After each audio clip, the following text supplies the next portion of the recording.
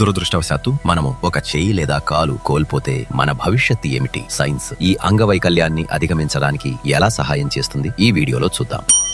సాంకేతిక పురోగతి మనకు కొత్త ఆశను ఇచ్చింది. కృత్రిమ అవయవాలు కేవలం యాంత్రిక భాగాలు కాదు, అవి మన ఆలోచనలను అర్థం చేసుకునే బయోనిక్ అవయవాలు. ఇవి మన స్వంత శరీరంలో భాగమైనట్లు పనిచేస్తాయి. బయోనిక్ అవయవాలు మన కండరాల నుండి వచ్చే ఎలక్ట్రికల్ సిగ్నల్స్ ఆధారంగా పనిచేస్తాయి. ఈ సిగ్నల్స్ మోటార్లను నియంత్రించి సహజమైన కదలికలను సాధ్యం చేస్తాయి. ఇది సంక్లిష్టమైన పనులను కూడా సునాయాసంగా చేసేందుకు వీలు కల్పిస్తుంది. ఉదాహరణకు, బయోనిక్ చెయ్యి యొక్క ఖచ్చితత్వాన్ని మరియు కదలికల పరిధిని చూపిస్తుంది. ఈ చెయ్యి ఉపయోగించి యూజర్ అనేక క్లిష్టమైన పనులను చేయవచ్చు. చిన్న సున్నితమైన వస్తువులను తీయడం, పట్టుకోవడం, నాణిని తిప్పడం, రెంచ్ వంటి పనిముట్లను ఉపయోగించడం, ఒక కప్పు పెన్ను లేదా బాల్ ని పట్టుకోవడం.